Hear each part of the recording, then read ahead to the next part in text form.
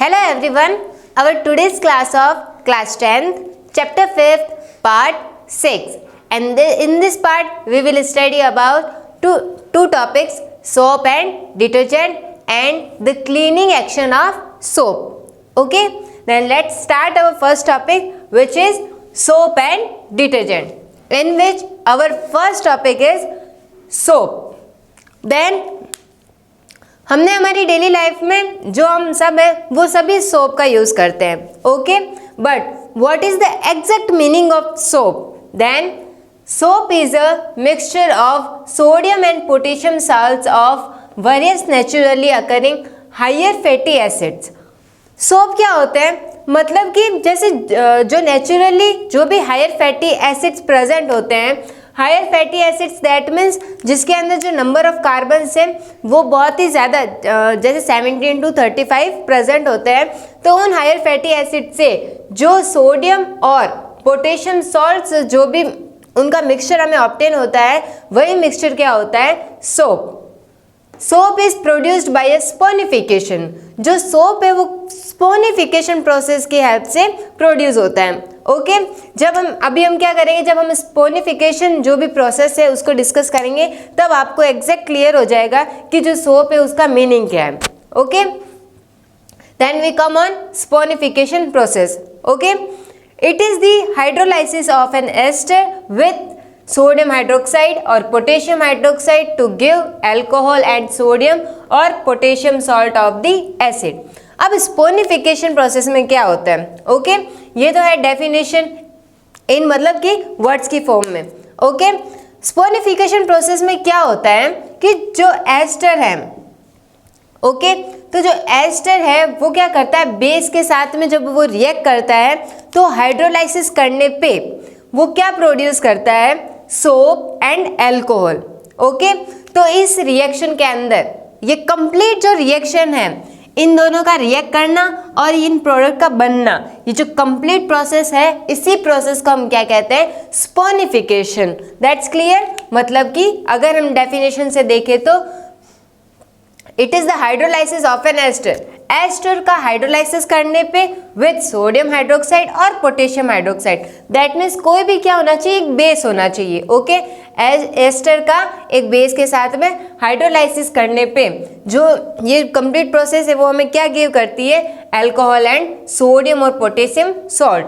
तो जो अल्कोहल है वो तो क्या है? By product. और जो ये पोटेशियम और सोडियम सॉल्ट ऑब्टेन होता है ऑफ द एसिड, वो क्या होता है? सोप. ओके, तो this is saponification process. For example, हमारे पास एक हायर फैटी एसिड है. अब इस हायर फैटी एसिड के अंदर जो ये फंक्शनल ग्रुप है वो क्या है? एस्टर. ओके, तो यहाँ पे इस एस्टर में जो ये एस्टर है इसके अंदर ये क्या है? आर दैट मीन्स क्या होता है? Carbon chain. दैट मीन्स अभी इसके अंदर जो नंबर ऑफ कार्बन है उसको फिक्स नहीं किया गया है. आर दैट मीन्स कितने भी नंबर ऑफ कार्बन इसके अंदर प्रेजेंट हो सकते हैं. वो डिपेंड करता है कि हम कौन सा सब्सटेंस को यूज कर रहे हैं. ओके, तो अभी हमारे पास हायर फैटी एसिड है. ओके, हमने इसकी रिएक्शन किसके साथ में करवाई? Sodium hydroxide. सोडियम हाइड्रोक्साइड क्या है? बेस. ओके, जब ये दोनों आपस में रिएक्ट करेंगे तब जो प्रोडक्ट फॉर्म होगा, एक तो क्या फॉर्म हो रहा है? RCOONM. दैट मीन्स ये RCOO क्या है? एस्टर. इसके साथ में कौन सा आयन जुड़ गया है? Sodium ion. तो ये हमें क्या मिला है? Sodium salt. ओके, तो जो ये सोडियम सॉल्ट हमें मिला है वो क्या है? सोप. और हमें बाई प्रोडक्ट में क्या मिला है? अल्कोहल. क्योंकि इसके साथ में कौन सा फंक्शनल ग्रुप जुड़ गया है? OH, जो कि क्या है? अल्कोहल. तो यहाँ पे हमें और जो ये कंपाउंड हमें ऑब्टेन हुआ है इसका जो पर्टिकुलर नेम है वो क्या है? ग्लिसरॉल. ओके, तो यहाँ से हमें क्लियर हो गया कि जब एक एस्टर की रिएक्शन बेस के साथ में करवाई जाती है तो हमें बाई प्रोडक्ट में क्या मिलता है? एक तो अल्कोहल एंड हमें क्या मिलता है? सोप. तो this is complete manufacturing process of soap. अब यहाँ से आपको सोप की जो डेफिनेशन है वो क्लियर हो गई कि soap is a mixture of sodium and potassium salts of various naturally occurring higher fatty acids. Okay, कि जो भी हायर फैटी एसिड्स हैं उनसे जो हमें सोडियम और पोटेशियम सॉल्ट ऑब्टेन होता है उसी को हम क्या कहते हैं? Salt. The soap so obtained in this reaction is separated by adding sodium chloride.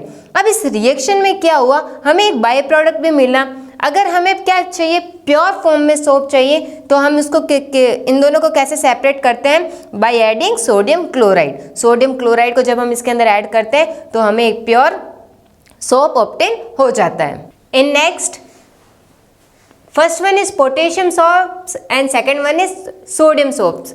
तो जो स्पोनिफिकेशन प्रोसेस थी उसके अंदर हमने क्या देखा था कि जो बेस है, अगर हम उसके अंदर सोडियम हाइड्रोक्साइड लेते हैं तो उससे हमें सोडियम सोप ऑब्टेन होता है, और अगर पोटेशियम हाइड्रोक्साइड लेते हैं तो हमें उससे पोटेशियम सोप ऑब्टेन होता है। ओके, तो अब जो potassium soap and sodium soap है वो क्या होता है। First one is potassium soaps are soft, more expensive, but produce softer leather and are more soluble, referred to as soft soaps। तो जो पोटेशियम सोप्स होते हैं वो क्या होते हैं, सबसे पहले तो वो क्या होते हैं, सॉफ्ट होते हैं। ओके, मोर एक्सपेंसिव, बहुत ज़्यादा एक्सपेंसिव होते हैं, बट प्रोड्यूस सॉफ्ट लेदर। लेकिन जो पोटेशियम सोप जो होते हैं वो मतलब कि जो उनसे जो लेदर प्रोड्यूस होता है, दैट मीन्स जो जाग प्रोड्यूस होता है वो क्या होता है, सॉफ्टर होता है, एंड आर मोर सोल्यूबल। और ये जो पोटेशियम सोप्स है वो सोडियम सोप के कंपैरिजन में ये क्या होते हैं, ज़्यादा सोल्यूबल रहते हैं वाटर के अंदर। Okay, sodium soaps are generally hard in consistency and are known as hard soaps. Okay, जो सोडियम सोप्स होते हैं वो क्या होते हैं, ये सॉफ्ट है तो ये कैसे होते हैं, जनरली हार्ड होते हैं। ओके, ये मोर एक्सपेंसिव होते हैं तो ये ज़्यादा एक्सपेंसिव नहीं होते हैं। एंड जो सोडियम सोप्स है उनको हम क्या कहते हैं, it is also known as hard soaps. Okay, potassium soaps are also known as soft soaps and sodium soaps are also known as hard soaps. क्योंकि जो ये हार्ड एंड सॉफ्ट सोप है वो किसके ऊपर डिपेंड कर रहा है, जो इनसे जो लेदर प्रोड्यूस होता है उसके ऊपर। पोटेशियम सोप से सॉफ्ट लेदर प्रोड्यूस होता है इसलिए ये सॉफ्ट सोप, और इससे जो इसके कंपैरिजन में हार्ड लेदर प्रोड्यूस होता है इसलिए इसको हम क्या कहते हैं, hard soap. Next one is glycerine is use to make transparent soap. अब जो है ना क्या, कुछ ऐसे सोप भी होते हैं जो कैसे होते हैं, ट्रांसपेरेंट होते हैं। ओके, तो जो ये ट्रांसपेरेंट सोप है वो किसकी हेल्प से बनाए जाते हैं, with the help of glycerine. Okay, now our next topic is detergents. Then detergents are sodium alkyl sulphate and sodium alkyl benzene sulphonate. जैसा कि हमने सोप के लिए क्या कहा था कि जो सोप होते हैं वो हायर फैटी एसिड्स के सोडियम और पोटेशियम सॉल्ट होते हैं। ओके, वहीं जो डिटर्जेंट्स हैं वो क्या होते हैं, सोडियम एल्किल सल्फेट होते हैं। फॉर एग्जांपल जो सोडियम एल्किल सल्फेट है वो कैसे होते हैं, ROSO3Na+। इसके अंदर जो फंक्शनल ग्रुप है वो कौन सा है, ईथर है। ओके, जिसके एक साइड में क्या है, सल्फेट SO3, एंड जो एक साइड में क्या है, जो R मतलब कि कार्बन चेन। ओके, तो ये क्या है, इसके साथ में कौन सा आयन जुड़ा है, Na+, तो इसीलिए क्या हो गया, sodium alkyl sulphate and sodium alkyl benzene sulfonate. और जो सेकेंड है डिटर्जेंट वो कौन से सॉल्ट्स होते हैं, सोडियम के जो बेंजीन के जो सल्फोनेट्स होते हैं उनको हम क्या कहते हैं, detergents.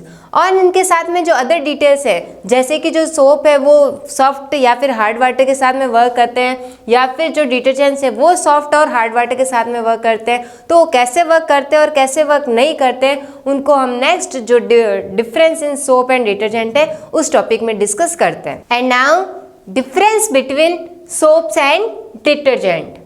First one is soap and second one is detergent. First difference is they consist COONA group attached to a fatty acid having a long alkyl chain. जो सोप के जो मॉलिक्यूल होते हैं उनके अंदर कौन सा ग्रुप प्रेजेंट होता है, COONA एस्टर ग्रुप। ओके, और इसके साथ में क्या जुड़ी हुई होती है, अ लॉन्ग एल्किल चेन।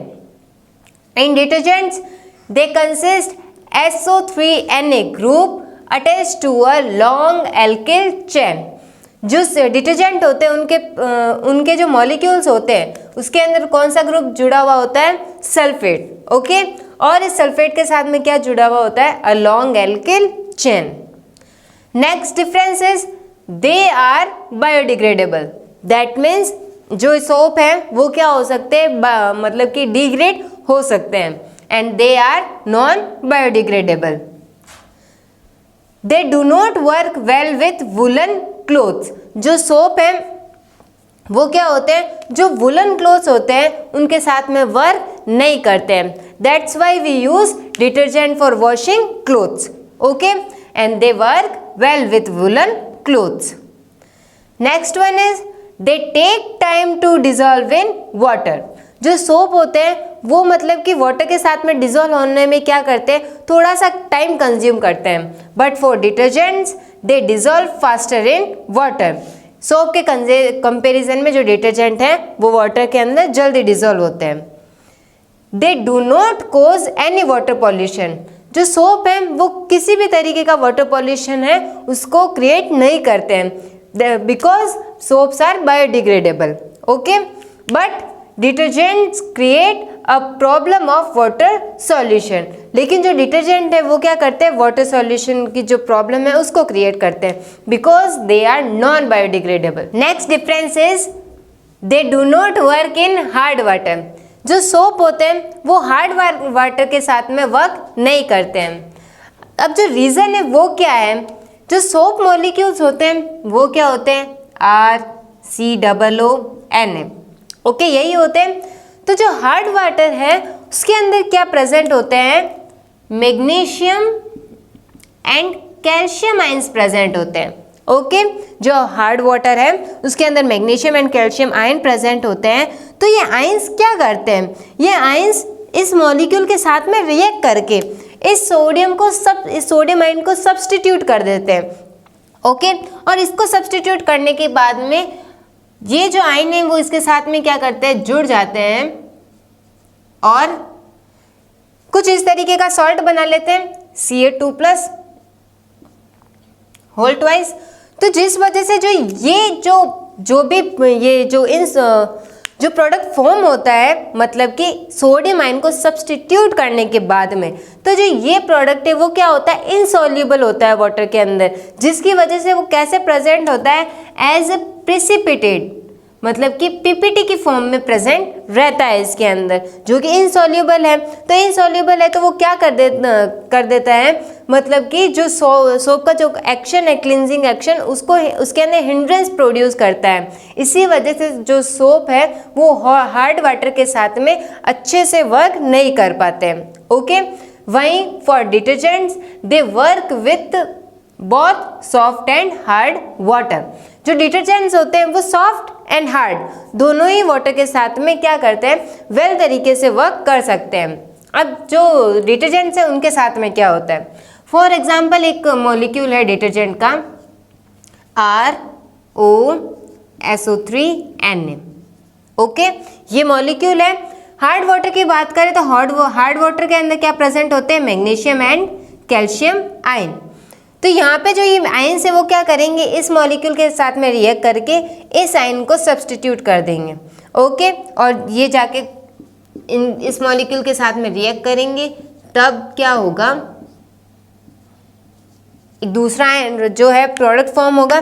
तो जो ये प्रोडक्ट होता है वो क्या होता है, सॉल्यूबल होता है वाटर के अंदर. तो सॉल्यूबल होने की वजह से वो कम्प्लीटली डिजोल्व हो जाएगा वाटर के साथ में, जिस वजह से जो डिटर्जेंट्स का जो क्लिनजिंग एक्शन है उसके अंदर कोई भी हिंड्रेंस प्रोड्यूस नहीं होता है. इस वजह से जो डिटर्जेंट है वो सोप एंड हार्ड दोनों ही वाटर के साथ में वेल तरीके से वर्क करते हैं. Clear? Next one is they are made from natural resources such as animal fats और vegetables oils. जो सोप है वो नेचुरल रिसोर्सेज की हेल्प से मेड होते हैं, for example animal fats and vegetable oils. They are made from synthetic resources such as petroleum. जो detergents हैं वो कौन से रिसोर्सेज से, सिंथेटिक रिसोर्सेज से प्रोड्यूस होते हैं, फॉर एग्जाम्पल पेट्रोलियम.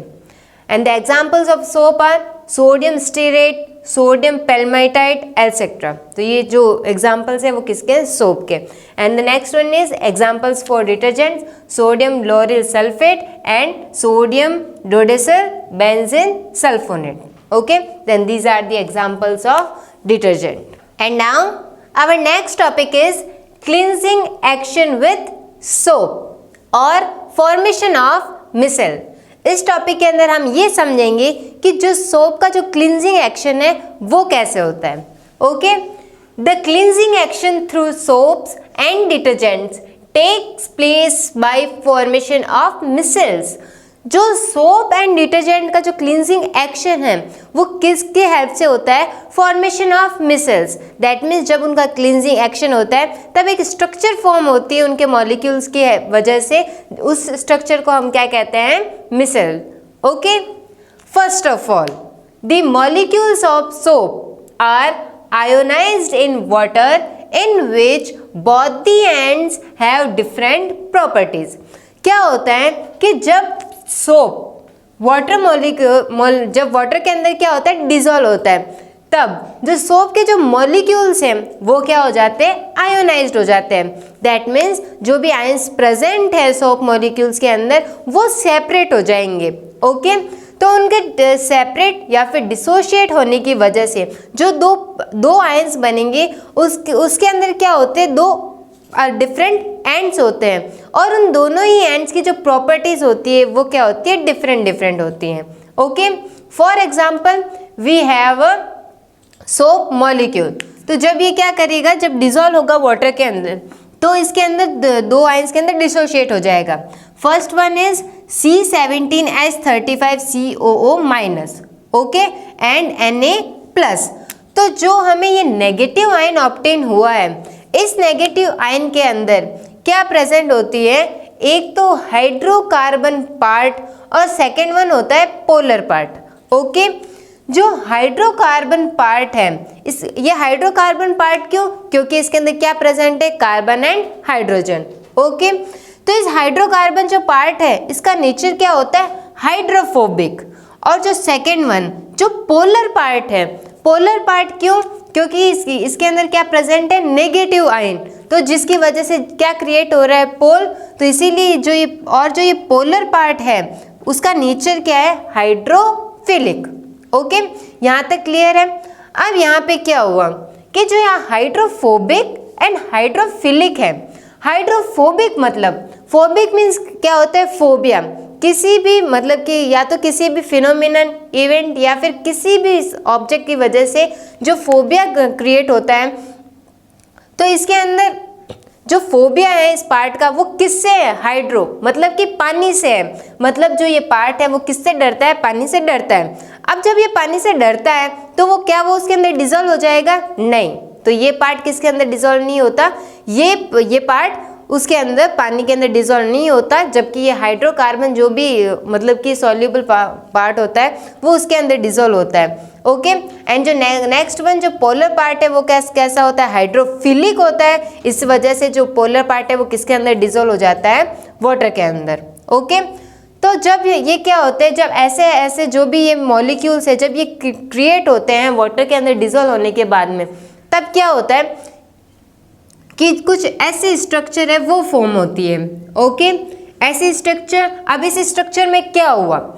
जो भी हाइड्रोफोबिक पार्ट था अब उसके अंदर किसका फोबिया है? हाइड्रो वाटर का।